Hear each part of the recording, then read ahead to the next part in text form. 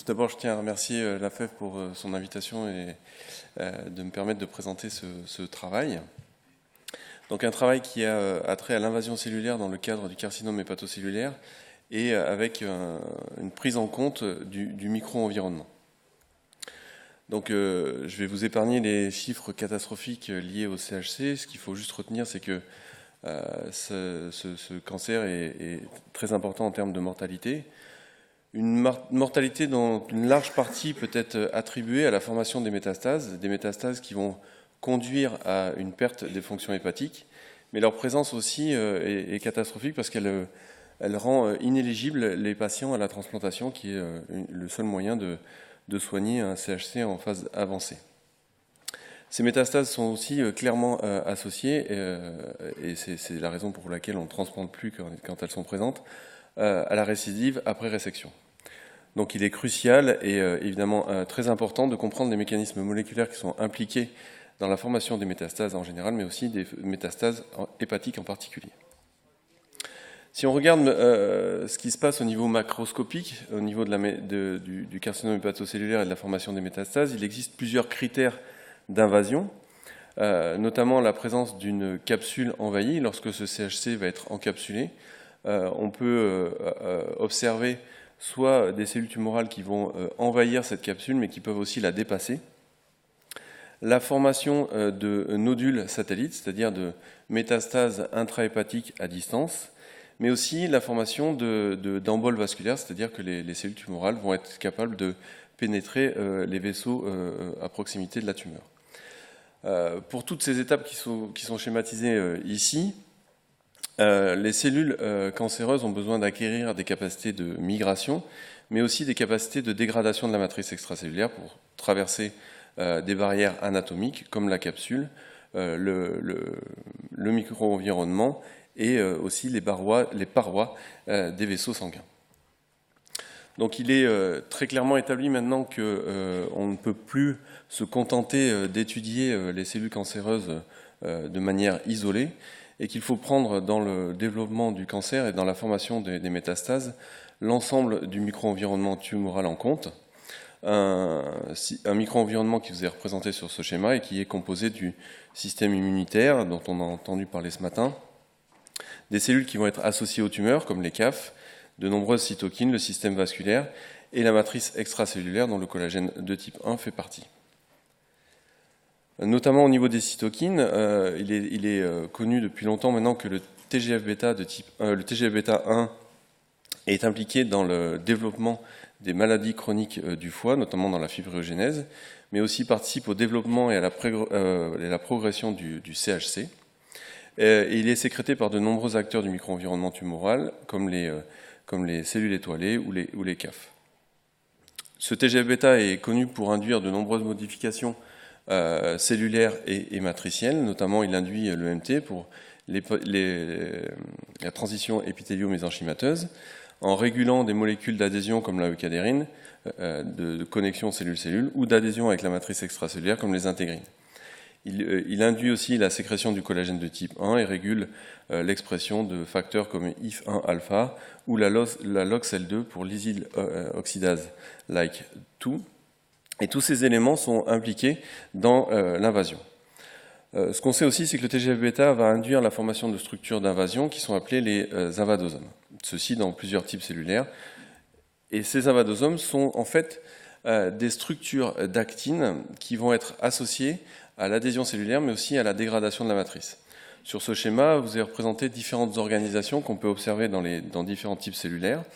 Donc soit ces invadosomes vont former des agrégats, soit des points isolés, ce qu'on retrouve le plus clairement dans les cellules tumorales, soit des rosettes, ou enfin des structures qui vont s'aligner le long des fibres de collagène de type 1. Ces invadosomes donc, sont des structures d'actine qui vont être impliquées dans plusieurs processus, notamment dans le mécanosensing. En effet, ces structures vont permettre à la cellule de mesurer la rigidité du micro-environnement et de s'adapter.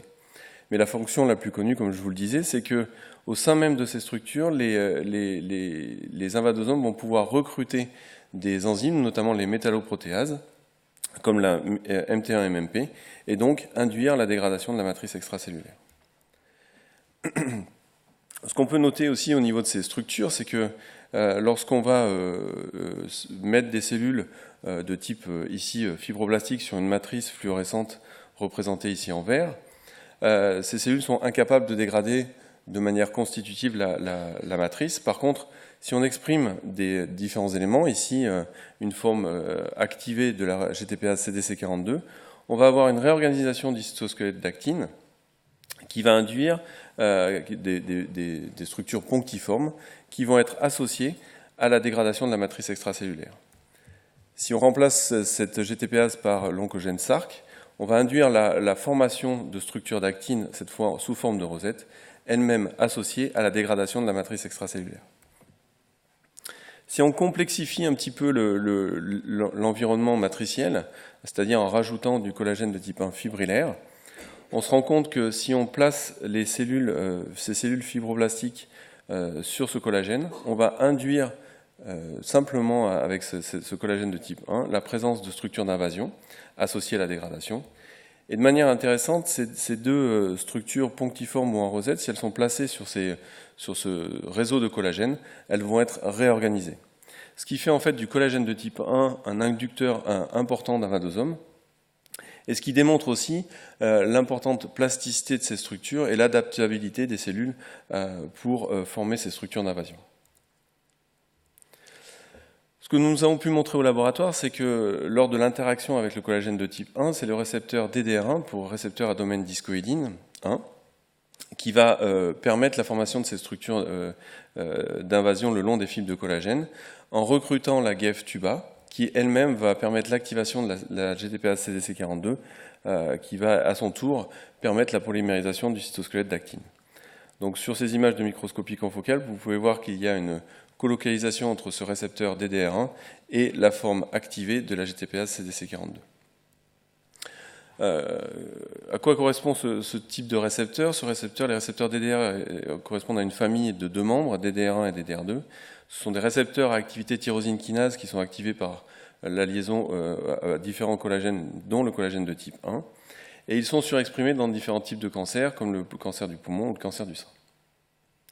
De plus, une étude récente a montré que le rôle de ce récepteur dans la réactivation des cellules dormantes métastatiques, et plus largement, ces récepteurs sont considérés comme des senseurs du collagène, impliqués dans de nombreux processus cellulaires, dont comme la prolifération, la différenciation, l'adhésion, la migration et l'invasion qui nous intéresse aujourd'hui.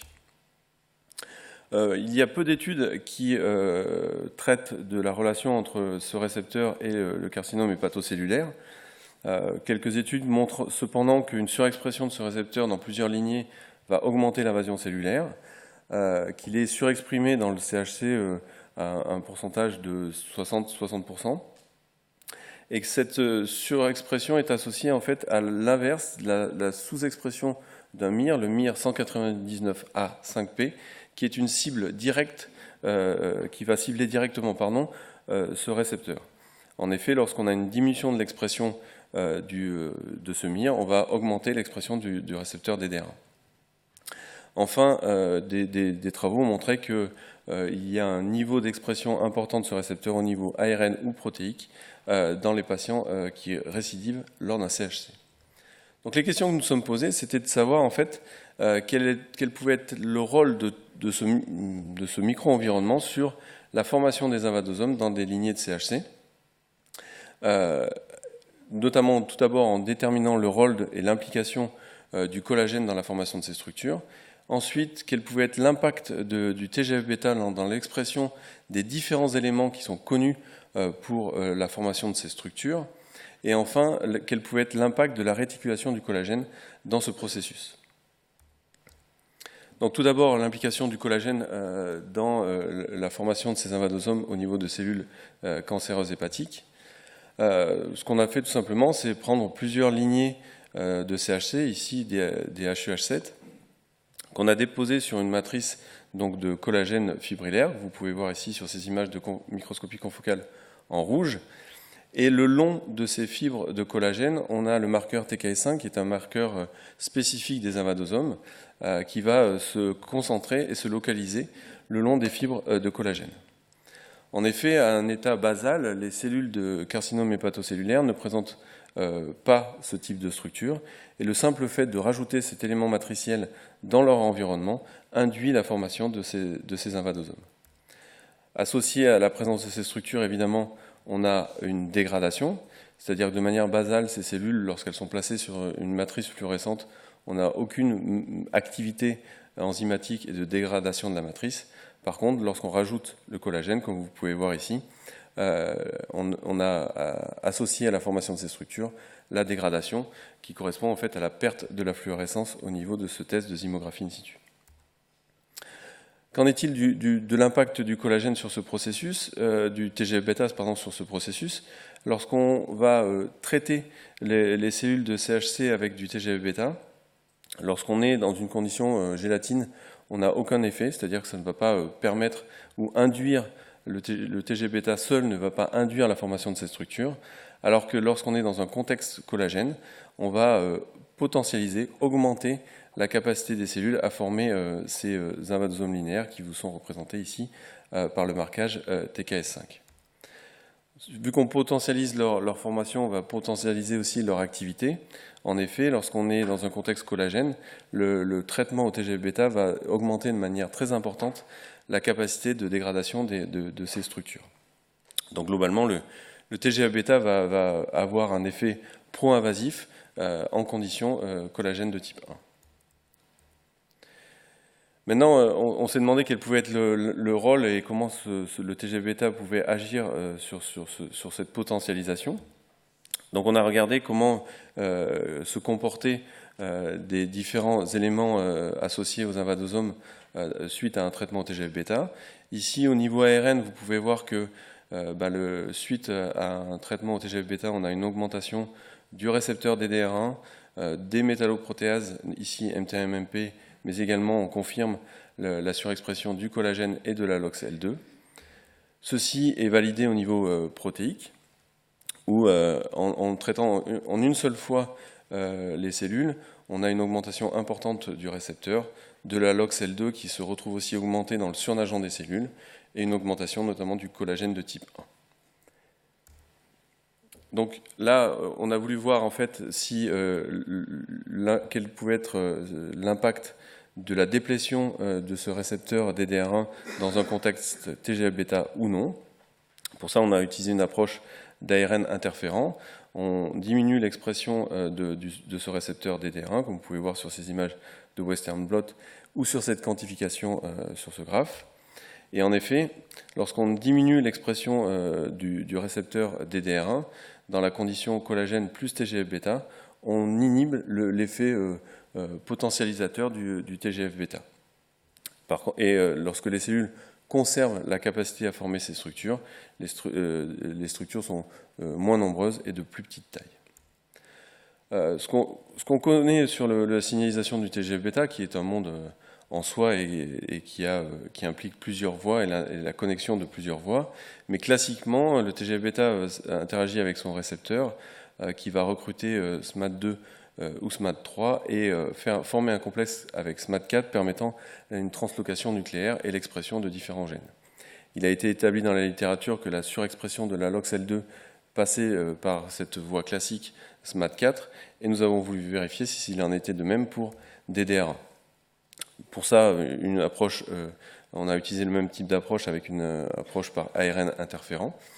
Et la diminution de l'expression de SMAD4 empêche l'effet lié au TGF-bêta dans la surexpression de la LOX, mais aussi au niveau de la surexpression de DDR1.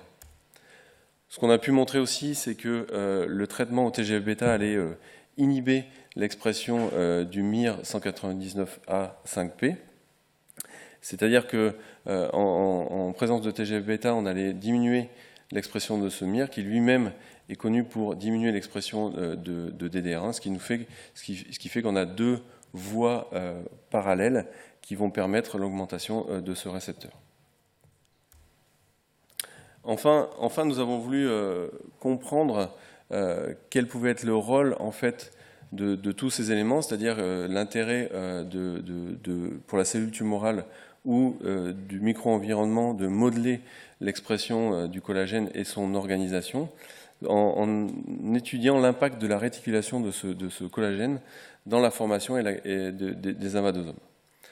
Ce qu'on sait maintenant très clairement, c'est que le collagène de type 1 est un marqueur d'invasion tumorale et que, en plus de sa présence, son organisation, sa réticulation, en fait, régule la progression des cellules tumorales. Des études ont très clairement montré qu'au niveau du CHC, c'était la lysyloxydase like2 qui était surexprimée. On peut voir ça sur cette analyse en QRT-PCR. De la même façon, ça a été validé en immunohistochimie, où on voit parfaitement qu'au sein du CHC, on a une surexpression de cette lysyloxydase. Et donc le rôle de cette molécule va être de réticuler, cross-linker les fibres de collagène, permettant d'augmenter à la fois leur diamètre et leur rigidité. Et on sait que les invadosomes sont comme je vous le disais en introduction, sont des structures mécanosenseurs et qui vont être capables de reconnaître la rigidité du micro-environnement matriciel. Donc pour tester cette hypothèse, on a utilisé du collagène de type 1 qu'on a réticulé de manière différente, soit de manière chimique en utilisant la glutardéhyde, soit en utilisant du milieu conditionné de cellules de CHC traitées au TGF-bêta et donc surexprimant la LOXL2, ou plus simplement avec la LOXL2 recombinante. Et vous pouvez voir sur ces images de microscopie qu'on a très clairement une réorganisation du collagène avec un épaississement des fibres. Quand on mesure la capacité des cellules à former ces structures, plus on arrive sur quelque chose de rigide et de réticulé, plus les cellules vont être capables de former ce type de structure, comme c'est démontré sur ces images de microscopie, où au niveau de la LOXL2, les cellules présentent un grand nombre d'invadosomes linéaires. Pour confirmer un petit peu ces travaux et voir quelle pouvait être leur relevance in vivo, on a utilisé donc une cohorte, la cohorte du docteur Jessica Zuckman-Rossi, pour corréler en fait in vivo l'expression du TGF-bêta avec les marqueurs et les acteurs impliqués dans la formation des invadosomes linéaires. Et on a pu déterminer ainsi que l'expression du TGF-bêta était corrélée avec l'expression de DDR1, de la LOXL2, mais aussi du collagène et de la métalloprotéase MT1-MMP. Donc en conclusion, ce qu'on a pu démontrer ici, c'est que une simple cytokine, le TGF-bêta n'est pas une simple cytokine, mais que le TGF-bêta allait par lui seul réguler l'expression de tous les éléments nécessaires à la fois à la formation et à l'activation de ces structures et ces structures qui vont être associées à l'invasion. Ainsi, le TGF-bêta va permettre une sécrétion dans le micro-environnement tumoral du collagène, sécrétant ainsi le ligand, sécrétant les molécules nécessaires à son organisation et à sa réticulation, qui sont maintenant reconnues par le récepteur, lui-même régulé par le TGF-bêta, et permettant ainsi d'induire la localisation à la membrane de métalloprotéases qui vont dégrader ce même collagène, mais aussi toute la matrice environnante, induisant évidemment une augmentation de la capacité d'invasion de ces cellules. Pour finir, je tiens à remercier toutes les organisations qui nous ont financé et permis de faire ce travail, le groupe Cytosquelette Cancer et ma collaboratrice Violaine Moreau, et les personnes qui ont plus particulièrement travaillé sur ce projet, Élodie Henriet, Zacharia Ezoukri et Léo Piquet. Ce travail a été aussi réalisé en collaboration avec Charles Balabo et Paulette Bulaxage, et avec le laboratoire du docteur Zuckman-Rossi. Je vous remercie de votre attention.